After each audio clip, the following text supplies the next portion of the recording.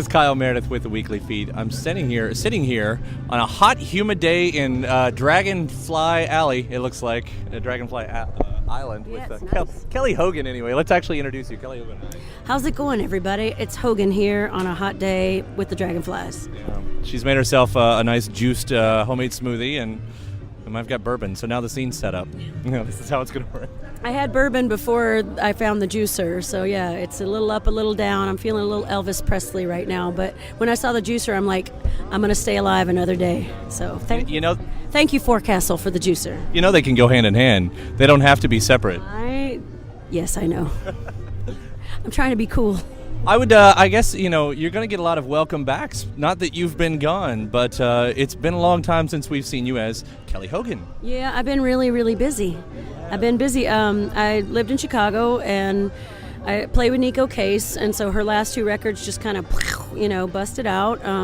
Fox Confessor Brings the Flood, I think the band, Neko's band, we've all played together since '97. We're like a crazy family by now, and I think we all committed to 10 months of touring for Fox Confessor, and 2.5 years later, we ended up our touring at like the Austin City Limits Fest, and then Middle Cyclone just went crazy. So it's been great, and I spent the rest of the time when I was home in Chicago at any given time I was in 5 different bands, like R&B band, a bluegrass band, just anything. I was just very interested in exploring music from all sides. So I was too busy to make a record. No, I'm sure you've got these talking points worked out by now too, about why it takes so long to do it, but I mean, recording's not the be-all, end-all. To be a musician, playing live is really, recording is part of it, and putting stuff out is one part, but it's not like I was going to, wither away, because I know, I'm getting my nutrients, my musical nutrients and Chicago's such a great, fertile town for music. I mean, I was playing, when I wasn't on tour with Neko, I was playing most 90% of the time with all different bands, and taking all kinds of crazy ninja assignments with other bands, and yeah, I was just learning how to be the best musician I can be. Well, I mean, you get this fantastic world where you can have your cake and eat it too, because a lot of musicians do that. Is it even to a point, somewhere in there where you said, yeah, I could become the career solo artist if I want to, and do album after album and try to build it like that, but geez, I'm making money. It's not like that, because it's like, I eat ramen noodles, and my furniture's from a thrift store. My clothes are from TJ Maxx and and thrift stores, but it's not like that. I mean, the Neko thing, I was bartending and had day jobs, and I'm still a house painter. I painted Neko's living room last February, but it wasn't like I was, rolling in the dough. It's not like I was going to just retire and be a side man, So it's more just like I just want to know music from all sides. So does that make sense? And I don't ever assume that I'm going to be a solo, It's not like I didn't do it because I thought it's harder than being a side man. It's just I was just very interested in learning about music from stage left and, over here, and harmonies, and just doing all kinds of different styles and stuff. And I needed that when I walked in that studio with Booker T. Jones and James Gadsden and Gabriel Roth. Everything I had done and all my experiences is the only thing that kept me from just peeing my pants on the floor as soon as I walked into that studio to make my record with those people. So I'm glad I took 11 years of, I had calluses. So, yeah. Well, yeah, and it's amazing how people talk about you, how other musicians talk about you. And I keep seeing in all these bios, a musician's musician, to turn around. It's almost like they would have been cheerleading you the whole time. Like, yes, Kelly, we're ready for it. Because you did. Once you were ready, and once you're putting together this record, they all came and supported. It's crazy, ain't it? I know, it was a crazy music tidal wave of songs. And, yeah, I wrote a bunch of fan letters and rolled over and peed on myself, not to mention urine too many times, but I just think in dog terms. I'm a dog lady, so I rolled over and peed on myself and wrote all these fan letters, and people actually sent me amazing songs and were enthusiastic. And somebody asked me the other day, do I find music to be competitive or, backbitey? And I was like, I don't put those guys in my Rolodex. If it is, I don't hang out with those people. The only reason I like competition in music is to make you a better musician for yourself. So I've been playing music since I was 17 in bars, so that's 30 years now, dudes. I'm an old lady, and I don't put douchebags in my Rolodex, and I've made great friends, and we're all really supportive. So it was I was very humbled by the outpouring, and I'm a cheerleader for them, and for them to cheer me back was like, so it was great. No, I think you undersell yourself, though. I mean, just your credentials on its own, and it's not just who you've appeared with; it's what you've done when you've appeared with them. I mean, it's a fantastic career. Well, I'm very happy, and I feel lucky to have done it, or to do all the different things I've done and traveled where I've traveled. And yeah, when somebody calls me in, and I mean, there's all different ways, like when you collaborate with somebody, sometimes they'll send you a tape, and some people tell you exactly what they want to sing, but more often than not, they bring me in and go, all right, put your frosting on this hot dog, and they trust me to. That's a Neko term. She says I'm the hot dog, and she's the frosting. Or no, wait, she's the hot dog and I'm the frosting. So I consistently, on a daily basis, frost Neko Case's hot dog. But that's an honor to me when they come in, and I just come in cold like the vocal ninja, and they trust me to interpret their songs and add what needs to be added to the song. Because that's, like I always say, the song is my boss. I'm not there to get all Aguilera on it, I'm there to do what I think the song needs so that you hear the song and not me. That's the thing. So I kind of want to hear that Aguilera again part, right? Aguilera. It's fun. I just get going on the Aguileras. And dude, that's what karaoke's for me. That's what, because if I want to do some Aguileras, I go to karaoke and do Stone in Love by Journey and just get after it.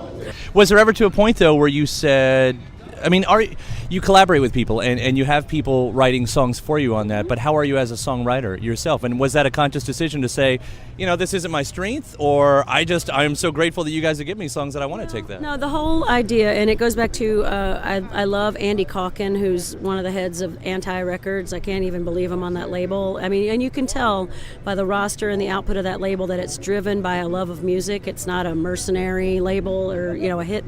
It's one of the best nurturing, career-oriented labels. If you're a musician and you're on Anti, it's unbelievable. So Andy Calkin, I've known him for a long time by working with Neko, and he suggested, he's like, Hogan, you've worked with all these people. They need to give you something back. So I don't feel like that. I don't feel like they owe me anything, but that was Andy's idea, and so I went and made a list.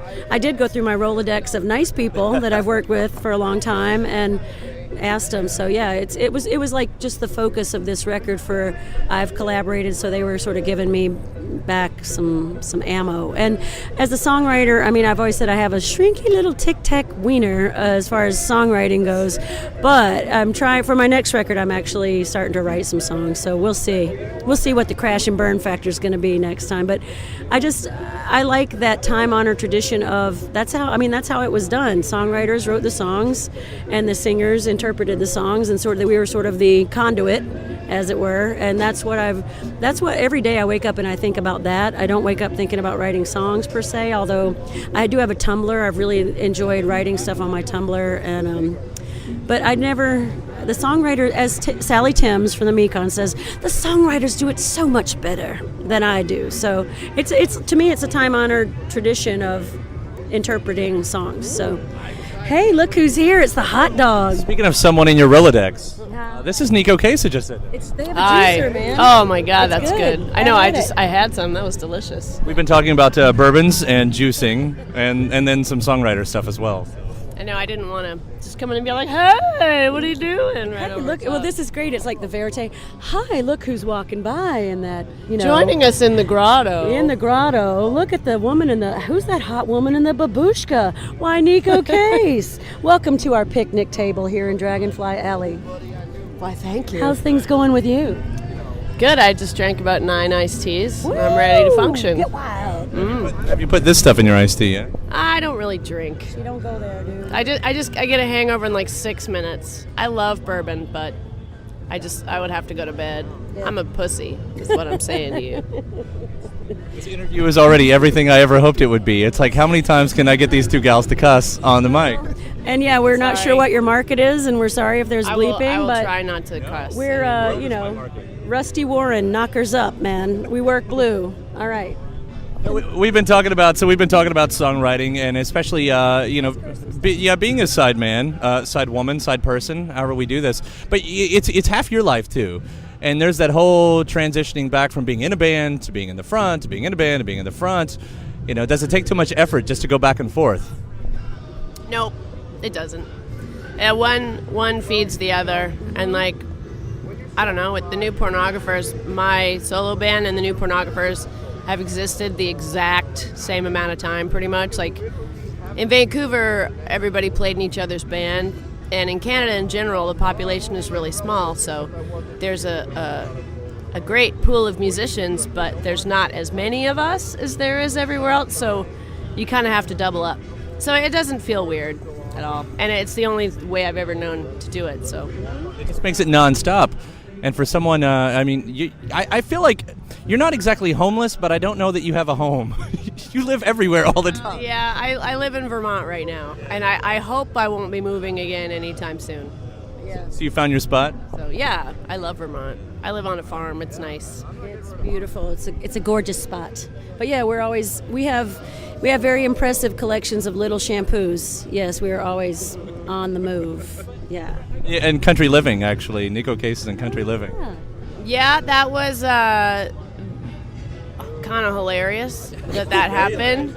And for the girl who just said pussy on the mic to be in country living. Yeah, well, you know, my closest friend in the world and you know, family member, Nate Homechick, he's the guy who remodeled my house pretty much, you know. I designed it and did work when I could, but I was gone a lot, so I really, really wanted him to get some recognition for once, because he's just this crazy, you know, artisan rehabber. He can build stuff from scratch, but his real talent is, you know, making things that are old, still old, but you can make them newer, but you don't know that you've made. It's just like you take what's there and you make it larger or something. Like, you don't get rid of the charm that's already there. And he was really good at working with recycled materials, etc. And, you know, we did it fairly cheaply compared to, like, what rich people do.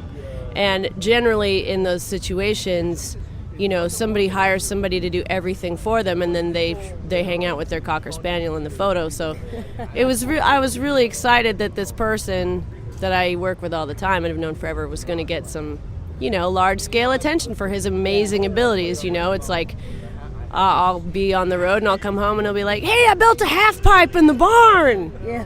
Which is awesome, exactly. And it's like, well, it's cool that you put it right next to all the saws where you can just fall into them. But I was really excited that we were going to get a chance to do it, and we had done it ourselves, and we didn't hire out. You know, we hired local people to help us, of course, but we didn't rely on a team of specialists. It was, you know, from the ground up. And, you know, it had been with a lot of stuff we had collected for years and years and years, just doing other jobs and, like, driving around looking at stuff, you know.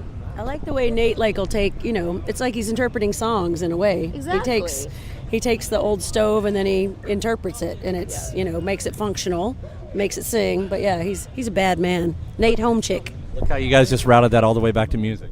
I was just thinking about it when you said it, because it is like taking, instead of just wanting everything new, it is just taking something that's there, not like an editor, but it's like you just exalt it, you know. So yeah, it's like it wasn't broke the first time. Right. You don't have to tear it down and rebuild it right there. Yeah. You just got to redecorate it, or I don't know. I mean, I can say it's like, his interpretation of your stove, so it kicks butt. Yeah. or if I'll ask for something really weird that you would never ask a contractor, because they'd go, "That's impossible," because you know it isn't, because you can imagine it. I can say to him, "Hey, will you build a cutout into the wall that's kind of the shape of a wine bottle?" And he'll go, and then I'll go, "Okay."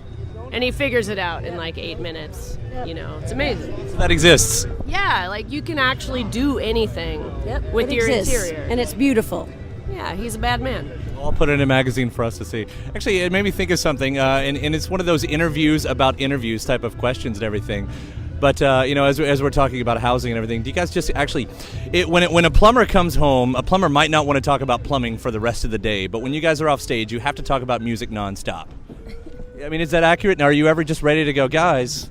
As long as we don't talk about our music 24 hours a day. No, like on the bus, we're always talking about music, but it's like, or we're watching, you know, midnight special videos of like Heart from 1974. We're talking about like this, we're talking about other music, and then pooping. That's like the big subject, unfortunately, on the tour bus. We're But, 7-year-olds. yeah, we are 7-year-olds. But I mean, but No, I thought you meant 7-year-olds pooping.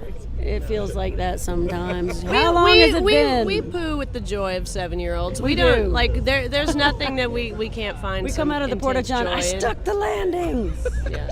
All right, perfect 10. You know, guys at that age, we were seeing how far back we could stand and still hit the urinal. So, if you guys can do that, Well, I know somebody who can, but We I will not tried mention her name. we tried to do those things as girls, and You know. we're still angry about it. Yep. No question. I got a lot to prove I got because helicopter envy, man. Yeah. yeah, I was about to say, this isn't penis envy, though, right? I mean, you're fine without having a penis. Totally Oh, yeah. have penis envy. I would totally have a penis if I could.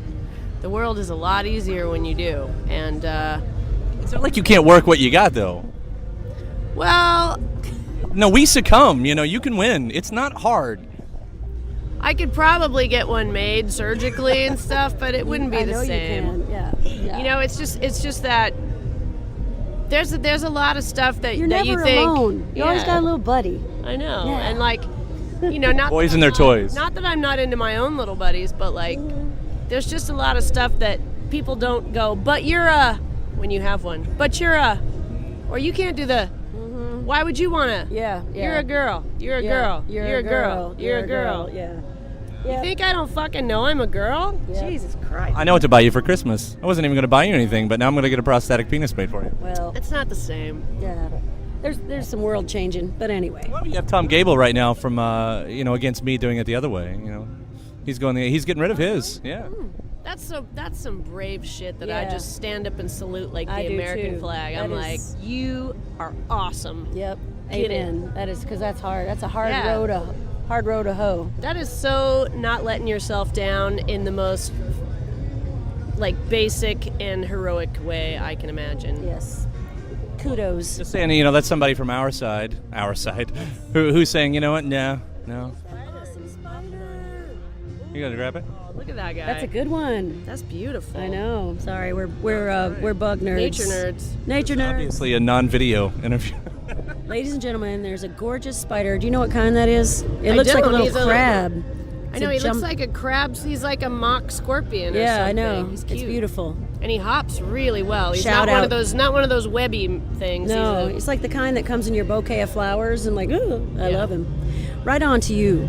And and we digress yet again. No. But that's what we do. I feel like I could pull it back to music, but after pooping and prosthetic penises, I'm not sure I should. Well, I mean, music. We talk about music all the time. I mean, that's I'm not saying we don't have to. No, I mean, well, you know what though? A plumber comes home. You know he's got a trade magazine, you know, with like plumtastic recipes or, you know, just the latest in PVC. So they're interested.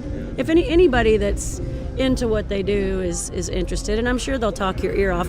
And he might, it depends. He might Yeah, want and to. he's like, yesterday I got to put in a Duravit toilet. Yeah. Like the Cadillac of toilets. It was Yeah. a high point, you know? Right, so There's high So, points. If you're And it's doing an art. if you're doing what your soul tells you to do, yeah, you want to talk about it. You don't get tired of talking about it. Does it turn around then on the doing it then too? Because do you ever get to the point where it's like, it is time for another record? Nico, you're making a record. Of course, Kelly, you now have your record out.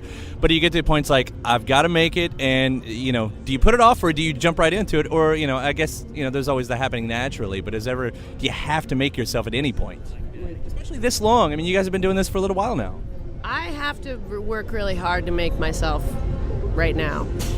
Just because I've had a really rough couple years, and it's a relief to be doing it again, but it's not the kind of thing you can afford to do unless you do it straight in a row. Like, you can't just this weekend I'll work on it and then I'll come back later. It's not like a regular job. Like, it's kind of like joining the Peace Corps, but not for the love of humanity, just out of fear.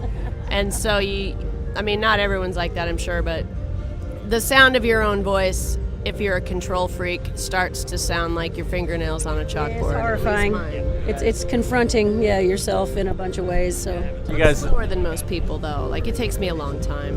it's not true on your Twitter feed, however, but which is great. No, but do you ever have that fear though that it's not that the idea's not going to come? I heard Jon Stewart say that not long ago. As a comedian, you're afraid you're never going to write another joke. Absolutely. we're like dogs. We think our next meal may not come. Yeah, yeah. It's totally like that. It's like, you're like, God, why do you get so freaked out every time I get the peanut butter out? It's like, I may never see peanut butter again. But they come. They always come. They do if you kind of leave them alone. But there is a lot of fear behind that, and a lot of that comes from just growing up poor. You're like, well, I have this job that, when Hogan and I were growing up, it was really considered a super pipe dream to do what we do, and completely not legitimate. Yeah. It's considered a total frivolity. So it's hard. Like, you got to be your own cheerleader all the time, and that can really get exhausting. Oh, yes. Well, you guys have stuck it out this time, and it's been amazing so far. And I have no doubt that you'll do this in another 20 or 30 years too. We have our idea. plan on Yeah, it. we still have our idea for our restaurant. When we both have tracheotomies. Did you make the gravy? Yeah. So. I made the biscuits. It's your turn to make the gravy. Did you buy the lottery ticket? I'm sorry, I was too busy with the goats. Yeah, I know. Yeah. Don't let that stop you from making an album, because, ladies, that's beautiful. Oh no, it won't stop. Can we sing? Thanks for talking to us, man. Thank you guys so much.